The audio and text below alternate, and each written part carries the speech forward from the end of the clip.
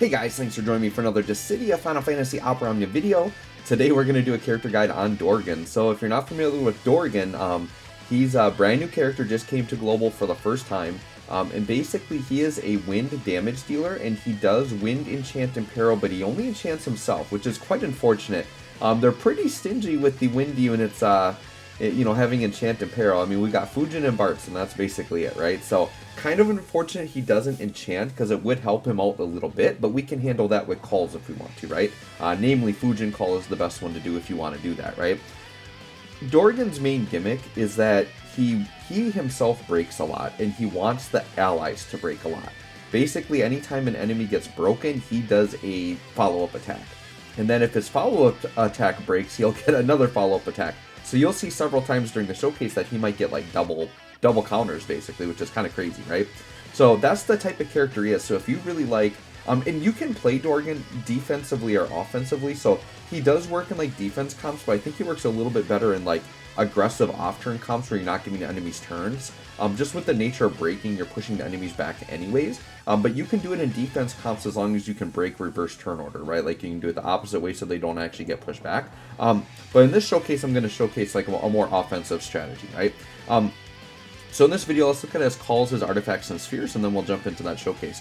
So Dorgann's calls, I don't think are that crazy. Like, you definitely don't need to summon him and be like, ooh, I need to have that call, right? His 15, basically this does break the enemies, so if you want to have just an on-demand call that will break, I guess you can do that. It does put a debuff, which is just a small defense down and then wind resist down. Nothing too crazy. And then his LD call, all it does is pretty much the caller is just going to get like a buff to all their stats. So that's good for like the caller to get a bunch of buffs. But there's some better party-wide, I think, type things that you can give, right? So call's not too crazy. However, in the party, I think Dorgann's kind of cool, right? And I don't know, my summons were just insanely lucky. I wasn't planning to have basically a maxed out Dorgann for you all. My goal was to basically just get the LD and have just enough to do like a proper showcase. We ended up maxing out the FR. I did 100 tickets, and I won't spoil it. I have a summon video, but I did 100 tickets and crazy things happened, and now I have a maxed out Dorgann. We'll put it that way. So if you want to see how lucky I was and what I all had to pull, it was pretty crazy. So that video will be on my channel. Pretty crazy there. So let's go ahead and look at his artifacts and his spheres. These are pretty easy. Artifacts, and I don't think I have, I like literally just did like a little bit and just bought a few. I don't think I've got his best artifact yet. So what you want is you want attack 108, and then you want his C50, which is warrior protecting the seal up. So that's pretty much what you want. And then attack 108, max brave 330 would be a substitute for that. But pretty much attack 108 and the C50, because that's going to give him more max brave and attack. You want to think of Dorgann as like a more offensive unit, right? So max brave, attack, brave damage, these are the types of things you want to give him. So that being said, we'll go into the spheres here. He's got 2 A slots and an E slot, right? So you want brave damage or attack, right? I did give him his own. I think his own is actually pretty good. When inflicting break or attack on a broken target, it's a brave damage dealt and max brave. So that's kind of cool.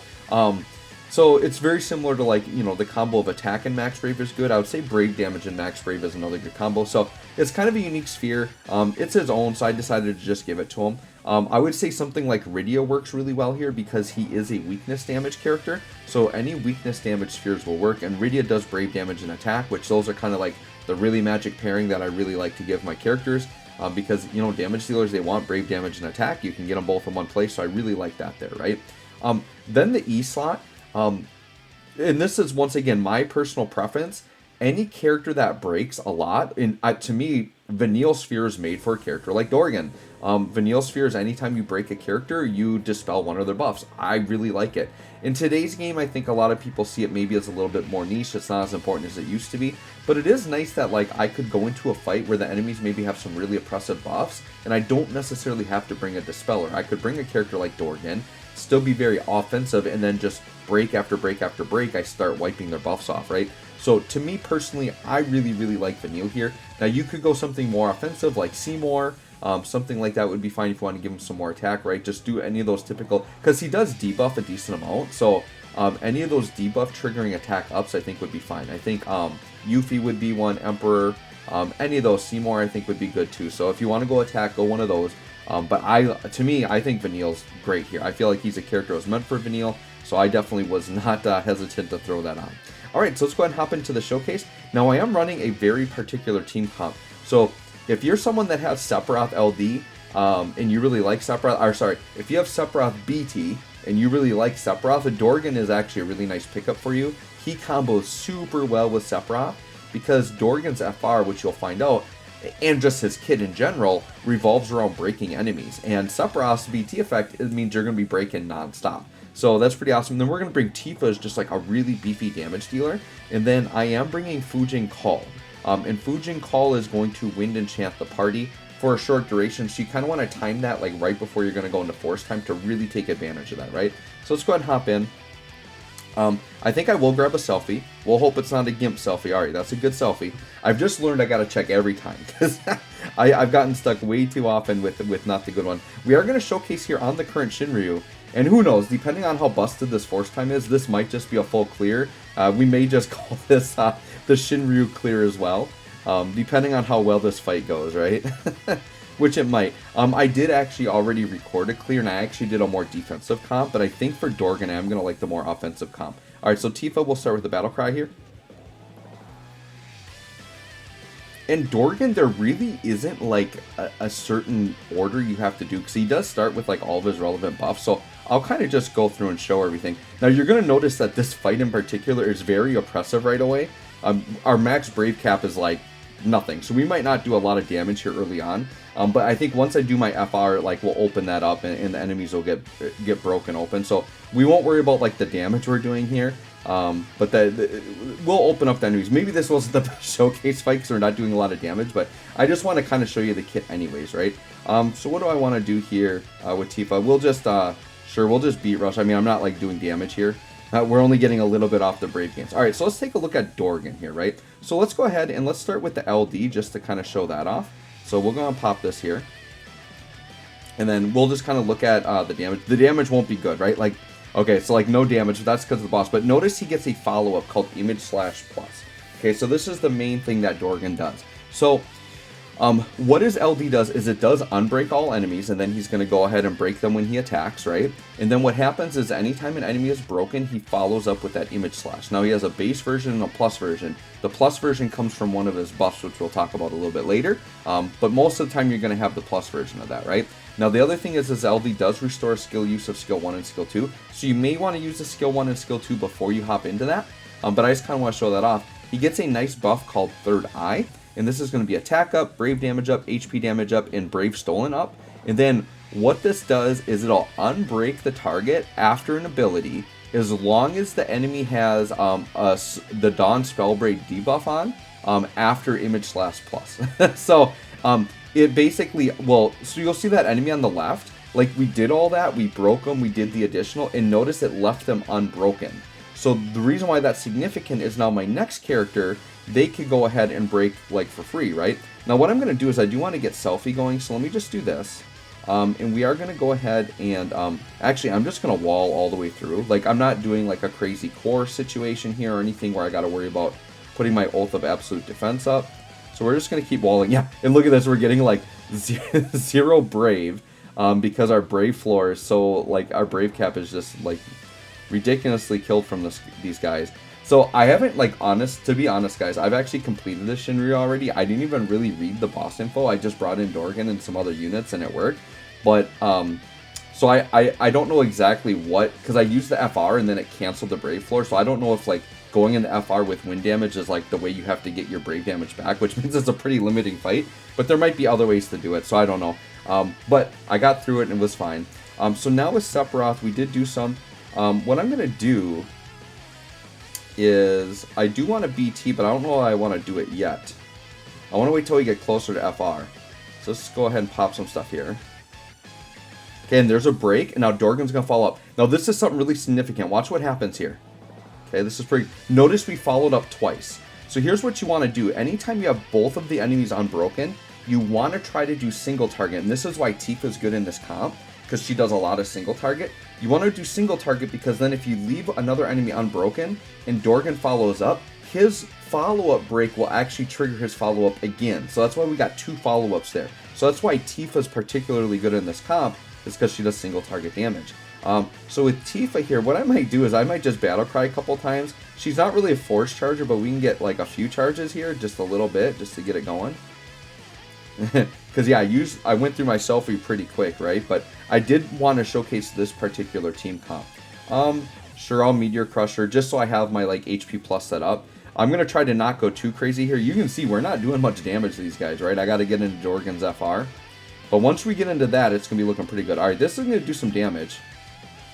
Oh, okay, killed us. Great. Alright, here's what I'm going to do. I didn't like the way that fight was going anyways.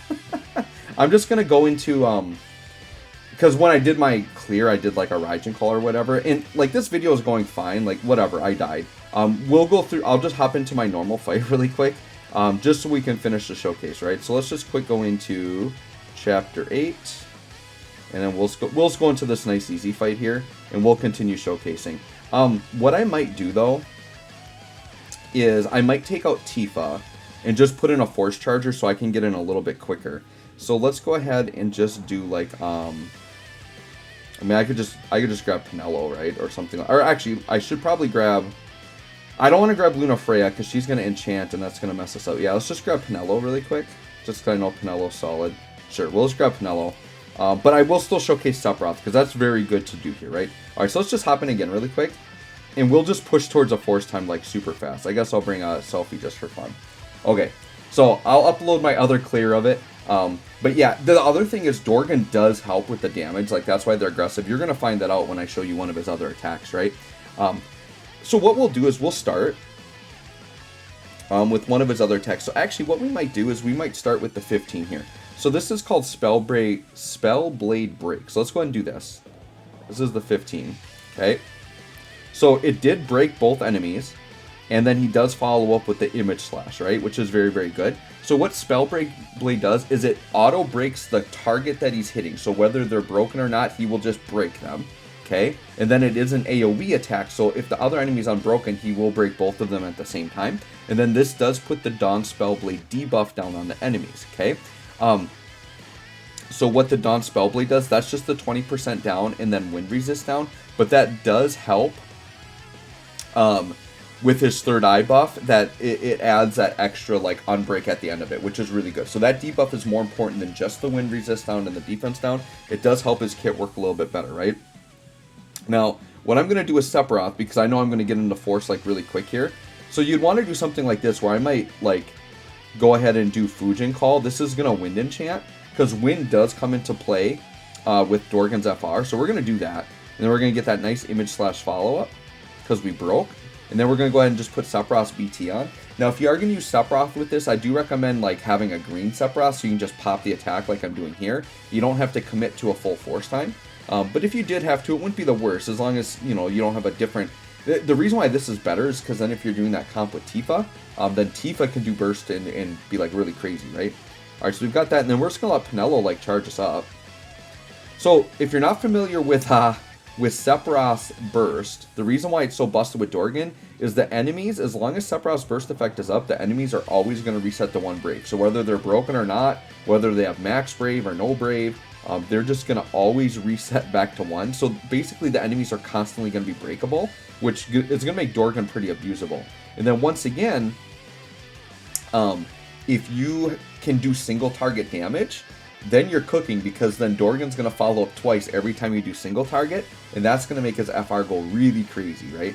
We're just going to keep charging up here. I'm just going to burn all of Pinello's stuff. Let's burn it, burn it, burn it. Okay. And then what I'll do is, like, Pinello, I think I can just do, like, her HP plus, which should be single target, right? Regen Waltz. Alright, we're getting there. We're just going to take it all the way to the house. We're not even going to play around. Because I want to show off that Dorgann force time. And I think he's got Luna Freya call on, so I can, like, give him a couple turns right away to just showcase some stuff. Okay, so keep going. We'll get there. Alright. And you know, I've been known to die in a showcase or two, so I don't feel bad about that. I don't feel bad at all. Alright, so we're just about there. We're going to finish off with Intercession. And that should get us there. Okay, so you can see she puts it down to 0, and then Sephiroth is just going to put it back to 1. Alright, and then what I'm going to do is I do kind of want to break here. So what we're going to do is we're going to HP attack. Now watch this, single target. 1 break. Dorgann's going to come in, image slash, and then that breaks. So now he's going to get another image slash. So back to back. So you can get double follow-ups. This is going to be really key during the force time if you really want to maximize it, right?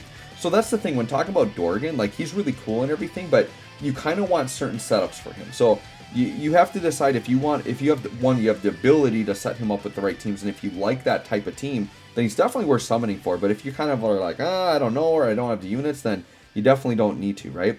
All right, so let's go ahead. We'll do the AA. So this is just weakness damage up. So just increases your damage against when you're doing weakness damage, which is good. We are going to go ahead and we are going to LD. Or we're going to Luna Freya LD. Give Dorgann some turns here. And then we're going to go into FR. Okay, and then let's go ahead and hop into FR. So this is called Steel Weaving the Future, and we're paired up with Oron, which is pretty cool. Alright, so this is going to do what I want to see what the damage looks like here. And that's the other thing, is we can see the damage, right? So 1.2 mil. Okay, and then that's going to trigger some breaks, yep. And then since they reset, that should be a double break, right? Yep, and then a double break. So this is where things are going to get crazy. So let's talk about what this force does, right? So it's a big AoE split attack. It unbreaks everybody after each HP attack. So even if we didn't have Sephiroth on, like, Dorgann would still be unbreaking like crazy right here, right? And then basically during the force time, Dorgann himself will always unbreak before attacking. And then party HP damage limit will be up versus broken enemies.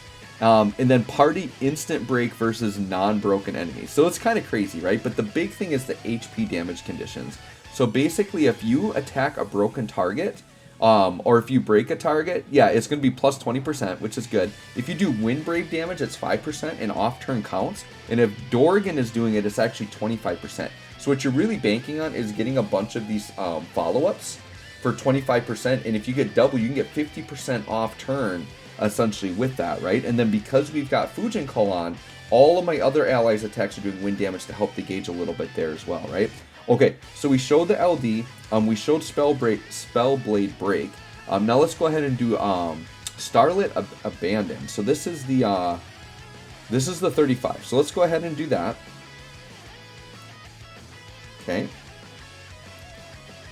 Okay, and then that was single target. Now we got the follow-up. We got another break, so we're going to get a double follow-up. Now watch the gauge, 25% with each follow-up. So if you can really capitalize on this, that's what you really want to do. So having Sephiroth and then, once again, like I said, Tifa, you can really go crazy here, right?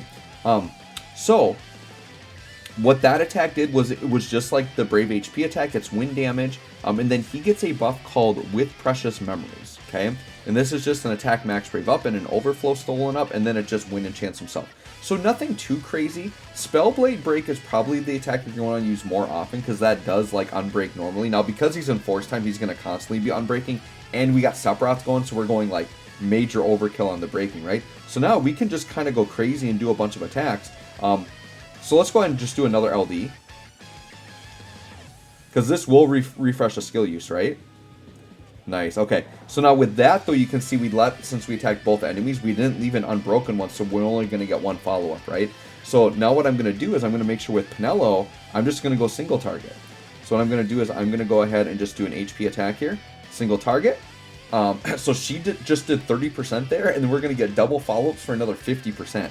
So you can see you can really build this up, right? Now you have to be careful, like if you're going to use characters like Core, Cisne, Kane, because a lot of times they're going to jump in off turn and like double break at the same time, so it's going to really be hard to get like the double Dorgann follow-ups. So that's why like having single target characters is a little bit better. Not to say that that isn't good, right? That you can't do that. So like here, let's go ahead and we'll push the enemies back. Let's just do an Octaslash, single target. Okay, and then we left an enemy unbroken. So Dorgann's going to come in and do his Dorgann things. And then we're going to push that gauge up. So we'll just kind of go through this and see how good the gauge is going. But Dorgann is really cool. Like if you like follow-up and you like being able to break enemies and push them back and like no turn, like Dorgann is definitely good for that, right? Alright, so now Dorgann is up again. Sure, let's pop DX. We haven't seen that yet, right? So this is called Final Skill Felling Timber. So this is cool. This is like a nice bonus. He has turn manipulation. So when you use the EX, you can pick an ally to pull up. So I could say, yeah, I want Sephiroth up. He's going to do more damage. So let's pull him up. Okay, now this is going to do AoE. Oof, yeah, it's pretty good damage. Okay, and then we're going to get a follow-up. It's going to do another 25%. Alright, very good. So let's talk about what the EX does. So basically, you select an ally and you pull them forward. So once again, turn manipulation is very, very cool. It unbreaks all the enemies, does that big AoE attack, and then puts the Felling Timber debuff. Now this is a really cool debuff, and it's kind of similar to a Raijin debuff. It's only one turn, but basically the enemy's HP and brave damage becomes 0 while they have that debuff. So this is a really good debuff you can put on before like a big threshold attack or like a big like all attack or something that's coming. So that's really nice. So just that nice touch of having that really cool defense ability in there, I think is really, really good. And it's just something that like makes him a little bit more dynamic that he has that, right? Makes your team a little bit defensive, and I think that's why the bosses on the last fight I just did are kind of aggressive, because they want to showcase that to show that, hey, he can make the damage 0, right? Let's go ahead and we'll just Octaslash again. We'll keep the single targets coming. So this team, even though I don't have Tifa, it's pretty much operating the same. It's just Penello's not doing nearly as much damage as Tifa would be doing. But you're getting the idea of like what we can do with the gauge, right? Because now we're getting double follow-ups like every time. And the gauge is getting up there pretty darn good. So the thing is when we talk about, you know, should you summon for Dorgann or not, the thing is there's other characters that can do similar things with the gauges, right? And don't need maybe as much setup or specific team comps, you know? Because characters like Core are pretty flexible. Even Tifa's very flexible, right? Vaughn has a pretty flexible FR. So Dorgann, though, if you have the roster to do it, though, like, you can have a lot of fun with him. I think he's a pretty cool character. Let's go ahead and Octaslash again. We'll just keep those single targets coming. And yeah, we're gonna push this pretty high. I mean, we're gonna be well over 800 here. Actually, are we gonna get to max? I don't think we're gonna get to max, but it could be close. Yeah, we're at 800, so this is gonna put us up to about 850. We want to do single target again, so yeah, so let's go ahead and spell braid. Oh wait, I did the wrong one. That one wasn't the single target, so we're only gonna get one follow up here. So once again, not even fully optimal. We could bring it a lot higher. So we're at 868 right now, and then of course, you know what I like to do? I like to pop my brother summon. You know, throw down like a 10 mil AOE. Call it good. Yeah, 11 mil AOE. Sure, and then we'll just pop like the biggest thing I can, which sure we'll do a Penello LD. So anyways, guys, there you go. That's Dorgann. Pretty much how you play him. Play him with characters that can break a lot. Either take a very offensive approach or a defensive approach with it, and then just trigger all these follow-ups and kind of go crazy, right? So there you go. That's Dorgann. Let me know what you guys think. Thanks for watching. We'll catch y'all on the next one.